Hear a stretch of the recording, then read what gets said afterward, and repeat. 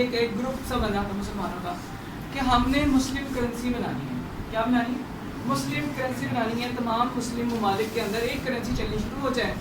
کسی کو بھی لے لیتے ہیں, ریال کو لے لیتے ہیں, درہم کو لے لیتے ہیں, یا کوئی اور چیز جس میں سارے ایگری ہو جائیں, کیونکہ ہم نے آپس میں مال لین دین کرنا ہوتا ہے, تو بجائے ڈالر کے اس میں مال لین دین کر لیا کریں گے, بزنس کر لیا کریں, اس کرنسی میں کر لیں. امریکہ کے لیے سب سے بڑی خطرے کی بات کیا ہے؟ امریکہ کی سپر پاور اس کی گنز نہیں ہے, اس کی میزائلز نہیں ہے, اس کا ڈالر ہے. جہاں پہ لوگوں نے ڈالر کو چھوڑ کے کسی اور چیز میں تجارت کرنی شروع کی, وہاں سے امریکہ کا سپر پاور کی اتھارٹی ختم.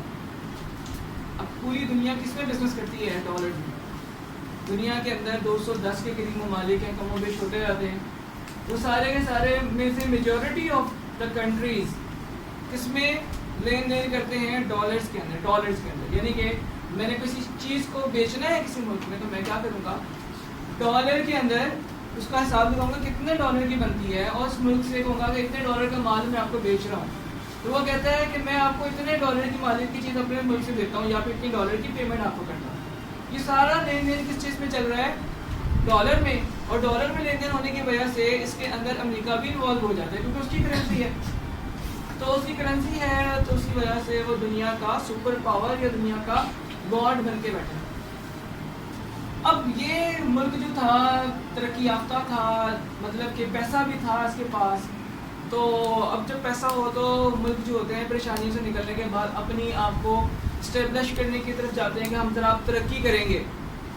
اس نے امریکہ کو آنکھیں دکھانا شروع کی, یعنی کہ ڈالر کے بجائے کسی اور کرنسی کی طرف جانا امریکہ کو آنکھیں دکھانے کے مترادف ہی تھا. ٹھیک ہو گیا.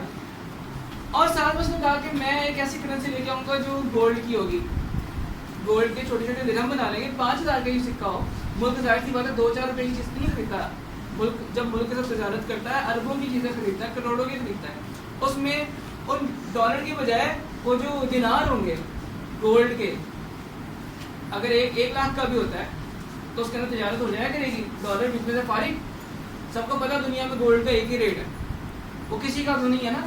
گولڈ تو سب کا ہے دنیا میں, جس کے پاس جو گولڈ ہوگا وہ اس کی قیمت پہ جا کے بیچ سکے گا. اور گولڈ کسی ایک ملک کا نہیں ہے. یہ نہیں کہہ سکتا گولڈ جو ہے ہمارے ملک کو ریپرزینٹ کرتا, سب کے پاس ہے. جس کے پاس جتنا ہوگا اتنا پیسہ وہ بنا سکے گا. اور اس نے اپنے ملک میں گولڈ کو جمع کرنا بھی شروع کر دیا. اپنے تیل کے دولت بیچ کے گولڈ خریدنا شروع کر دیا. امریکہ کی آنکھیں کھٹکنا شروع ہو گئی. امریکہ کو لگنے لگا کہ کیا اب امریکہ کا ڈالر ڈوبے گا؟ یہ امریکہ کو آنکھیں دکھا رہا ہے, اس کو سبق سکھائیں گے. اسے سبق سکھانا ہے ہم نے. پھر اپنے CIA کو, اپنے انٹیلیجنس کو حرکت میں لے کر آیا.